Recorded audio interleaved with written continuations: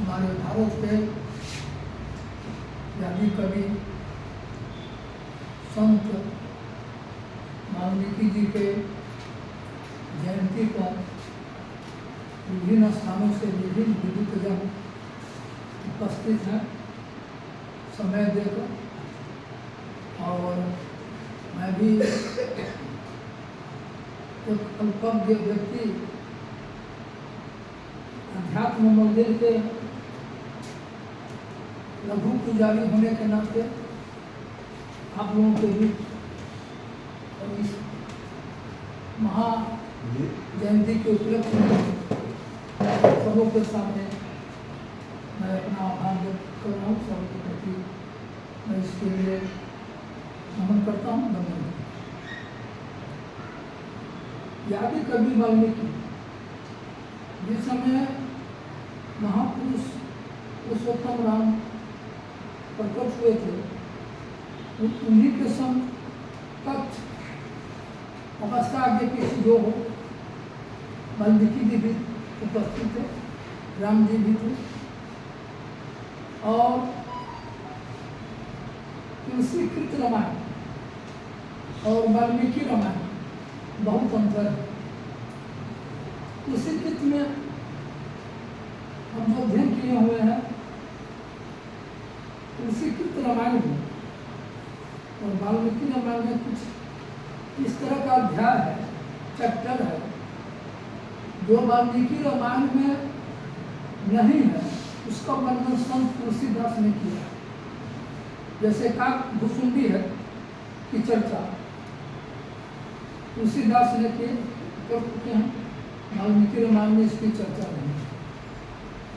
और वाल्मीकि रामायण जिन लोगों को ज्ञान के अंतिम छोर पर, अध्यात्म के अंतिम छोर पर, मेडिटेशन ध्यान के अंतिम छोर पर पहुंचना हो, भगवान की प्राप्ति करना हो, ईश्वर की प्राप्ति करना हो, पूजा सुमिरन करना हो, तो महान ग्रंथ वाल्मीकि रामायण को मैं प्रेस नहीं सलाह दूंगा, उसका अध्ययन करेंगे। तुलसीकृत रामायण भी ठीक है, विभिन्न मुद्दा पर, विभिन्न विषयों पर अच्छी बात है, सुधार की बात है, ज्ञान की बात है, लेकिन वाल्मीकि रामायण में जो वस्तु है वो चीज़ अलग है। और हम समझते हैं शायद इसमें आज वाल्मीकि जयंती है, वाल्मीकि रामायण कितने लोगों के पास होगा, जरा हाथ उठा के कहें तो ठीक है। तो उपस्थिति के अनुसार बहुमत ज़्यादा है वाल्मीकि रामायण, लेकिन उपस्थिति होना चाहिए। वाल्मीकि रामायण जरूर पढ़ें, सबको होना, समय कम है और हम ज़्यादा करके कभी विचार से लगाव है, कभी फिलोसफी, कभी लिटरेचर, कभी साहित्य ज़्यादा पढ़ते हैं। अध्यात्म से मेरा लगाव मैट्रिक के बाद हुआ। विभिन्न तरह के देवी देवताओं को हम पूजा करते थे। माँ कहती थी बाप के एक बेटा है, घर बन करके दीदी घंटा पति पड़ी था। उस समय उतना नहीं समझता, जब बाद में समझ हुआ तो अध्यात्म की तरफ कॉलेज, गोयनका कॉलेज में इंग्लिश के प्रोफेसर थे, कृष्ण मुरारी करके शायद नाम था उनका, और वो अध्यात्म के वही जनता थे, किसी संप्रदाय से जुड़े थे। तो रविवार को रविवार रामविलास राम मंदिर में सत्संग कराते थे, उनसे भी ज्ञान मिला, अध्यात्म के संबंध में मैं बोल रहा था। और हमारे हाई स्कूल में ससुर थे, वो वक्ता बहुत भारी वक्ता थे।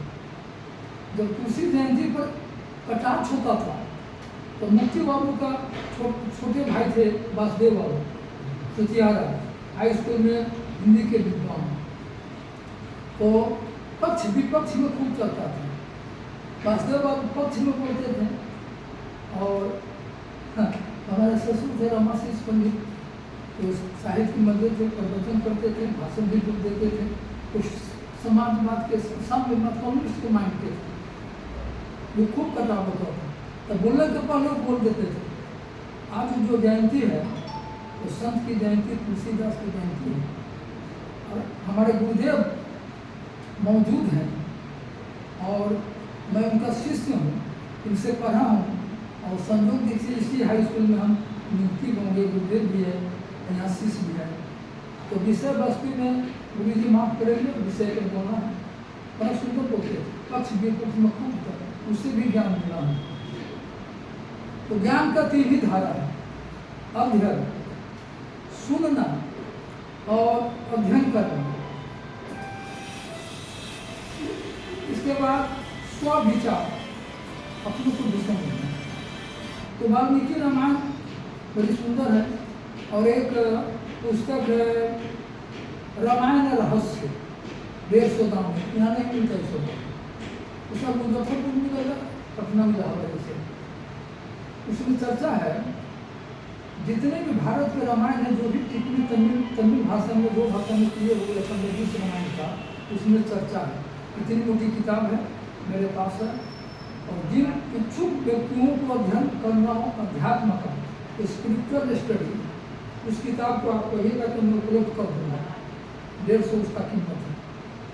तो वाल्मीकि जी का अध्ययन रामायण कर रहे हैं, जो न करें, मैं प्रार्थना करूँगा जो जिन लोगों को ना हो वाल्मीकि रामायण जरूर पढ़ें।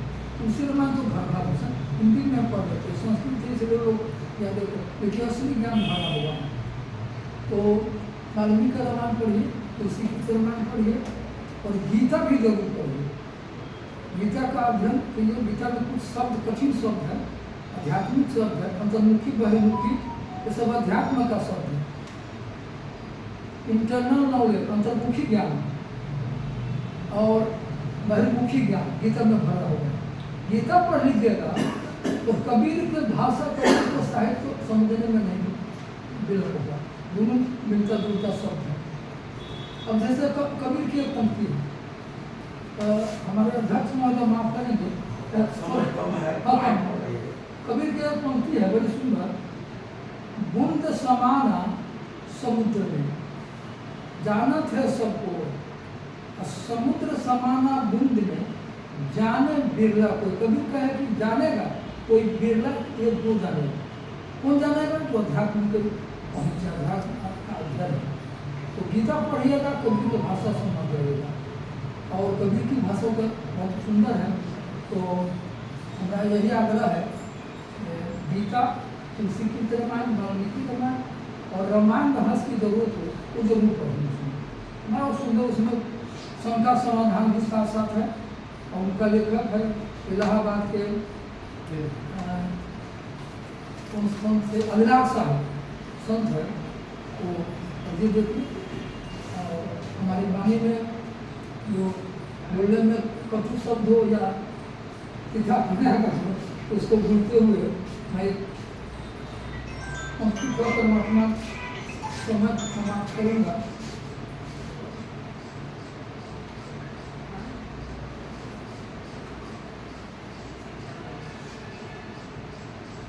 दुनिया भर के इंसानों का यही है कहना, सबका हक है अमन और चैन से जिंदगी बिताना।